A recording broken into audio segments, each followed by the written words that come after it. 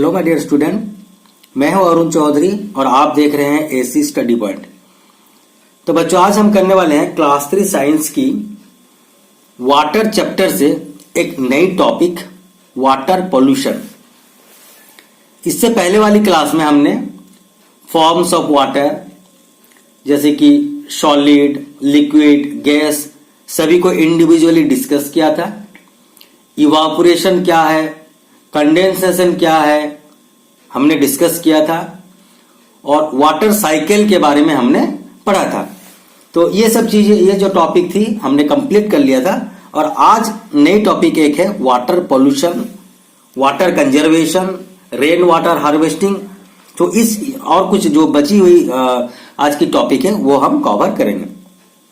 तो अगर आपने पहले वाली वीडियो नहीं देखे हैं तो आप प्लेलिस्ट में जाकर के वो वीडियो देखिए ताकि आपको इस चैप्टर से रिलेटेड सारी चीज जानकारी आपको मिल सके। तो चलिए स्टार्ट करते हैं। आज का हमारा जो टॉपिक है वाटर पोल्यूशन। तो यहां हम शुरुआत करते हैं इस टॉपिक को। Water pollution is the dirtying of water mostly by the human activity. मतलब कि वाटर पोल्यूशन क्या है, जनरली अगर बात करें तो ये वाटर पोल्यूशन ह्यूमन एक्टिविटी के वजह से ही होता है। मतलब हमारे वजह से होते हैं। हम जो वाटर को गंदा करते हैं, डर्टी करते हैं, वही वाटर पोल्यूशन कहलाते हैं। तो वाटर को जो हम पोल्यूट करते हैं बहुत सारे तरीके से होती है। बहुत सारे हमारे काम ऐसे होते हैं जो कि वाटर को पोल्यूट करते हैं। उसके बारे में हम एक एक करके देखेंगे। Some of these activities are dumping of garbage, disposal of waste, sewage, disposal of factory waste into the water bodies. तो हम इंसान जो है हमारे जरूरतों को पूरा करने के लिए बहुत सारे हमें चीजें करने पड़ती है। जैसे कि डंपिंग ऑफ गार्बेज, ठीक है, कचड़े को हम वाटर बॉडीज में डाल देते हैं।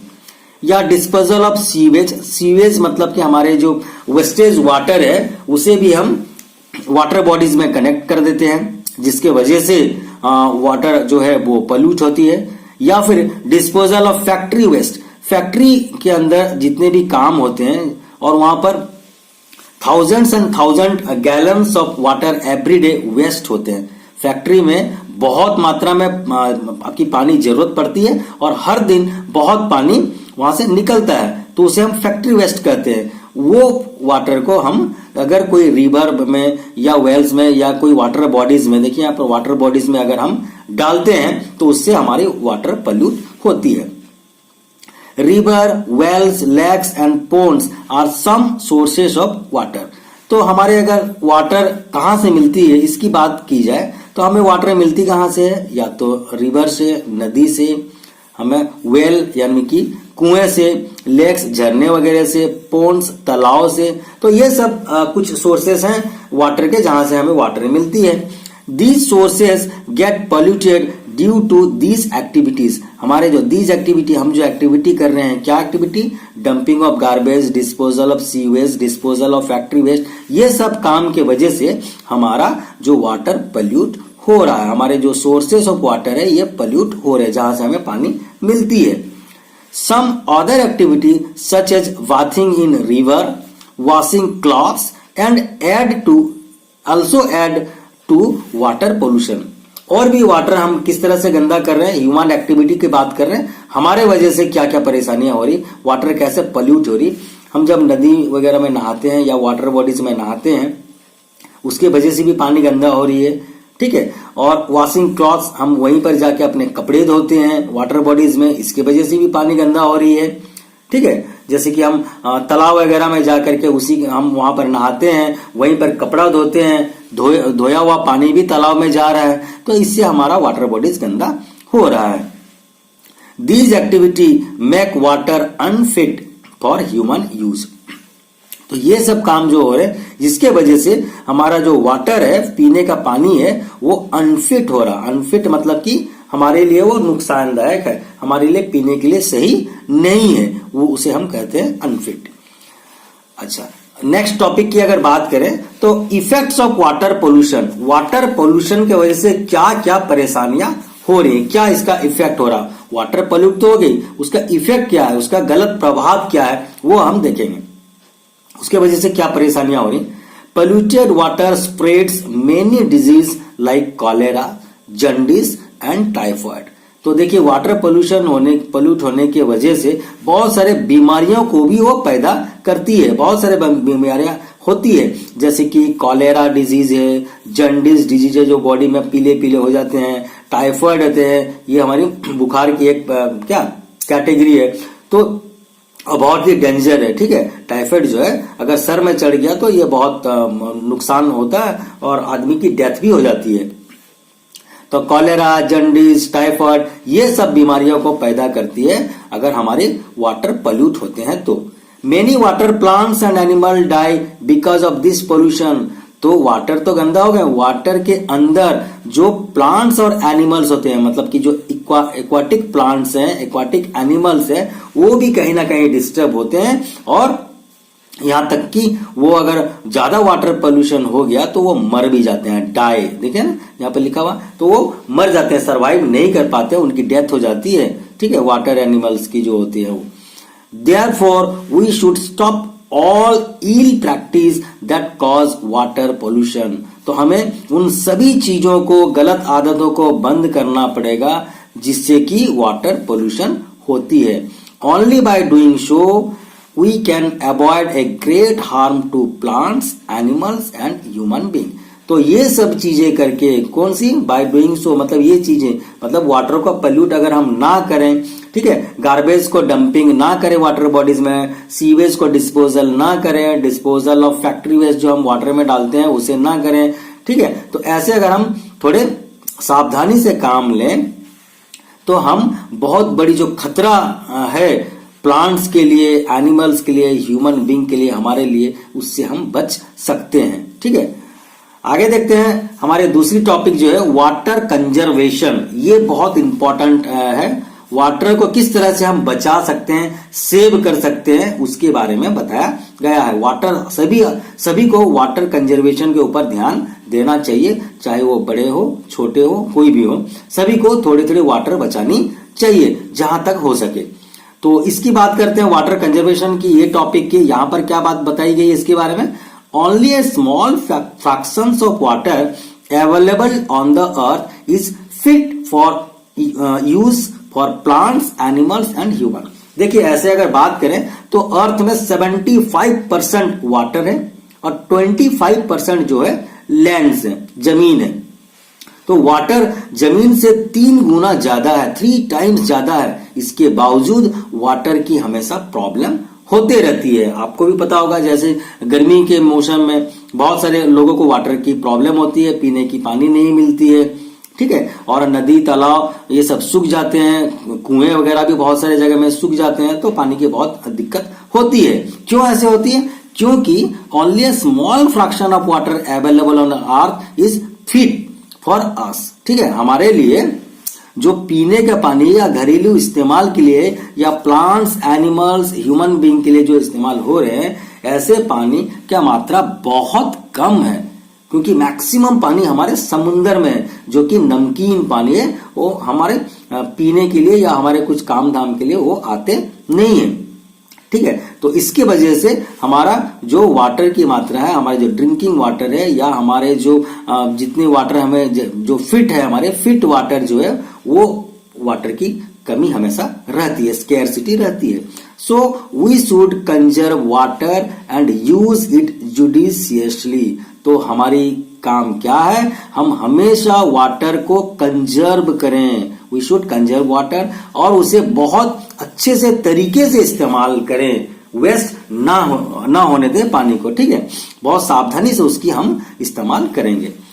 तो ये होता है water conservation. We must keep in mind the following points to save water. और अगर हमें वाटर को सेव करना है, वाटर को कंजर्व करना है, तो कुछ चीजों को हमें ध्यान में रखना होगा, ठीक है। जैसे कि यहाँ पर बात बताई गई है, पॉइंट दे करके बताया गया है, देखिए क्या क्या हमें, किन बातों को हमें ध्यान रखना है अगर वाटर कंजर्व करना है तो। जैसे कि सबसे पहली बात यहाँ पर बताई गई है, use only as much water as you require, do not waste. मतलब कि आप उतने ही पानी का इस्तेमाल कीजिए जितने की आपको जरूरत है, कभी भी पानी को वेस्ट ना होने दे, ठीक है। बर्बाद ना होने दें, जितनी जरूरत है उतनी वाटर का इस्तेमाल कीजिए। While brushing, do not leave the tap running. Turn off the tap after use. बहुत सारी लोगों की बैड हैबिट होती है, जब वो ब्रश करते रहते हैं तो उस वक्त क्या करते हैं, वो नल जो है, टैप जो है, उसे खुला छोड़ देते हैं। तो ऐसे करने से क्या होता है, वो पानी तो वेस्ट हो रहा, आपकी इस्तेमाल हो नहीं रही, आप ब्रश कर रहे हो, तो ब्रश करते वक्त अगर टैप को खुला छोड़ देंगे तो वो पानी तो यूज नहीं हो रहा, वो ड्रेन आउट हो जाएगी, नाली में बह जाएगी। तो ऐसे काम करने से बचें, ऐसे काम ना करें, ठीक है। उसके बाद turn off the tap after use. जब भी यूज कर ले तो तुरंत यूज करने के बाद टैप को बंद कर देनी चाहिए, ठीक है। उसकी टर्न ऑफ मतलब उसको बंद करनी चाहिए, खुला ना छोड़ें। Ensure that there is no leakage of water in taps, pipes etcetera. और हमेशा आप चेक करते रहिए कि कोई आपकी टेप जो है कहीं लीकेज तो नहीं है, कोई पाइप जो है लीकेज तो नहीं है। अगर लीक होगी तो आप उसमें क्या, टेप को अगर बंद भी करेंगे तब भी वहां से ड्रॉप ड्रॉप होकर के पानी गिरते रहेगी, या कोई पाइप फटा हुआ है, लीकेज है, तो पानी आपके बंद करने के बाद भी उस जो पानी पाइप के अंदर है वो आपकी वेस्ट हो जाएगी, बाहर निकलते रहेगी। तो ऐसे होने से क्या होगा, वाटर की वेस्टेज होगी।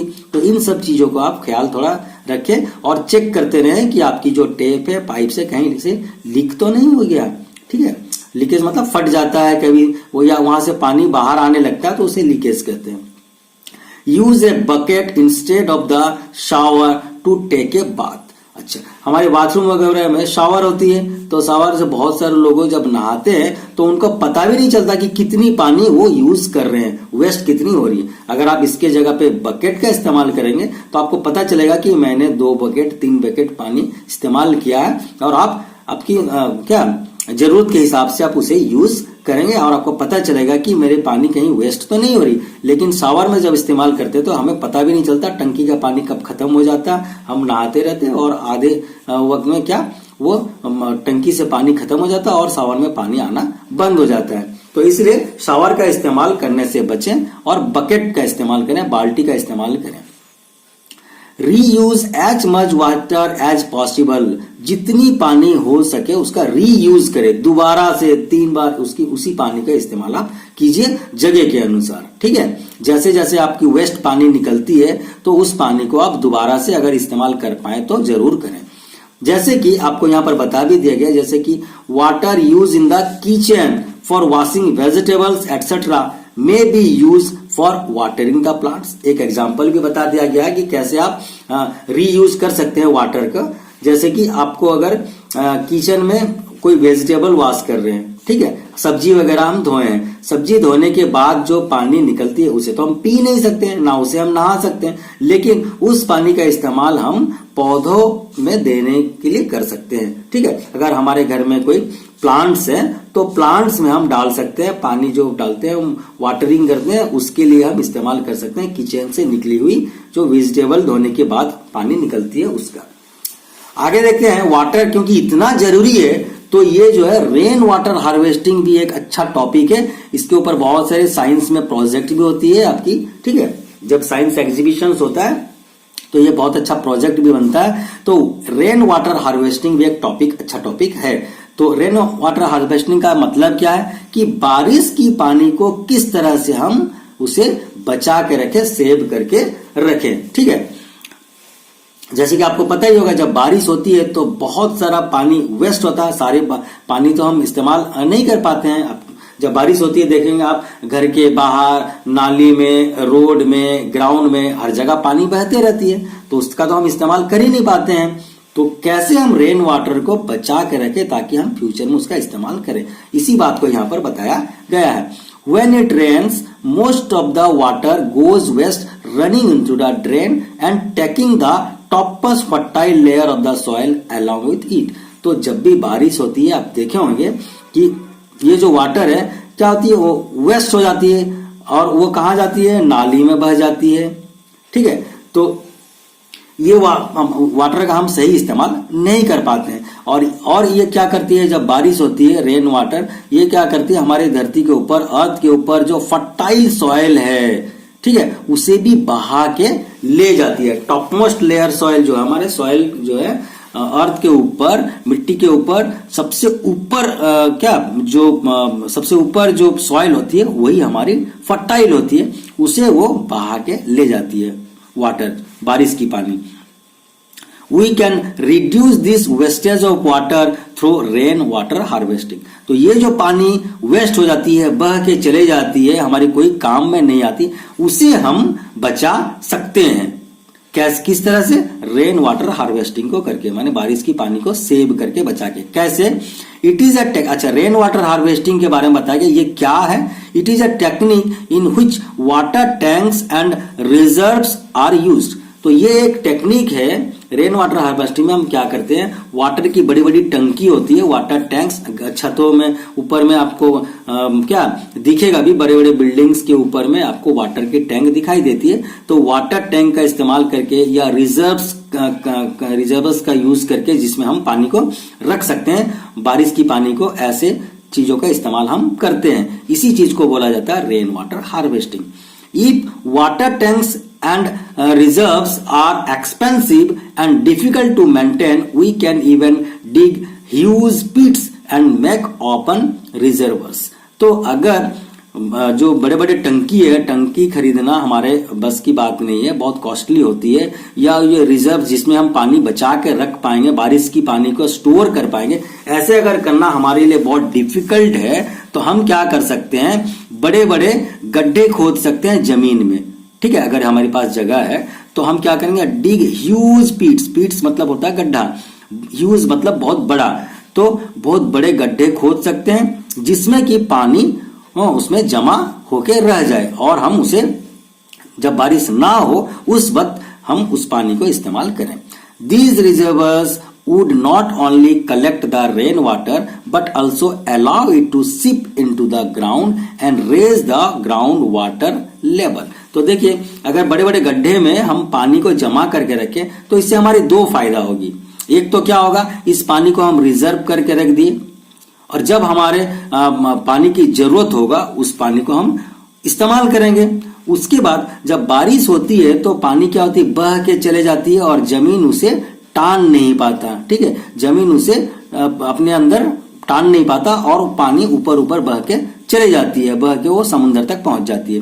तो इससे क्या होता है, हमारी जमीन के अंदर जो पानी नहीं पहुंच पाती है, तो हमारे वाटर जो लेवल है, वाटर लेवल मतलब जमीन को खोदने के बाद जितनी अंदर में पानी मिलती है वही हमारी वाटर लेवल वहीं पर है। हम ऐसे सोचते हैं, जब कुएं खोदने के बाद जब पानी जहां से हमारी बाहर आती है, ठीक है, कुएं खोदने के बाद जितना हम गड्ढा करने के बाद पानी आती है तो वहां हमारा वाटर टेबल है, ऐसे माना जाता है। तो जितना अगर हम पानी को स्टोर करके रख पाएंगे तो हमारी जो वाटर टेबल है और ऊपर ऊपर आते जाएगी, नजदीक में हमें पानी मिल जाएगा। तो ये जो हम बड़े बड़े गड्ढे खोद के पानी जमा कर रहे हैं, उससे क्या क्या फायदा हो सकता है, या तो वो पानी को हम अपने कामों में लगा सकते हैं, खेती वगैरह में लगा सकते हैं, और क्या होती है, जो पानी बह जाती थी वो गड्ढे में जमने के वजह से ग्राउंड से आसानी से धीरे धीरे धीरे धीरे अपने अंदर सोखते रहती है, जिससे हमारी वाटर की जो लेवल है, जमीन के अंदर की जो पानी की लेवल है, वो हमारी उठते जाती है, ऊपर होते जाती है। रेज मतलब कि ऊपर आ जाना, तो हमें कम गड्ढे खोदने के बाद जमीन से पानी मिलनी शुरू हो जाती है। This stored water can be used in farming and for many domestic purpose। जो गड्ढे में हम पानी जमा करके रखे, वो पानी को हम कहाँ इस्तेमाल कर सकते हैं, फार्मिंग में, खेती बाड़ी करने के लिए इस्तेमाल कर सकते हैं, पौधों को पानी देने में इस्तेमाल कर सकते हैं, और बहुत सारे डोमेस्टिक पर्पज के लिए, हमारे घरेलू इस्तेमाल के लिए भी हम उसे यूज कर सकते हैं। तो इस तरह से बच्चों हमारा आज का जो टॉपिक बचा हुआ टॉपिक था, water pollution, effect of water pollution, water conservation, rain water harvesting, जितने भी टॉपिक थे सारा हमने कवर कर दिया है। और इसके पहले वाली क्लास में हमने वाटर की form, solid, liquid, gas, evaporation, condensation, water cycle, जितने भी वाटर रिलेटेड चीजें थे सारे हमने एक एक करके डिस्कस कर लिए हैं। ठीक है, तो आज हमारा ये जो चैप्टर है यहाँ पर कंप्लीट होता है। नेक्स्ट क्लास में हम आगे की जो चैप्टर है वो हम पढ़ेंगे। तो बच्चों, अगर आपको ये वीडियो अच्छा लग रहा, आपको इससे कुछ समझ आ रहा है, फायदा हो रहा है, तो जरूर इस चैनल को सब्सक्राइब कीजिए, लाइक कीजिए और अपने दोस्तों के साथ शेयर कीजिए। तो आज के लिए बस इतना ही, मिलते हैं अगले क्लास में एक नई चैप्टर के साथ। Till then bye bye.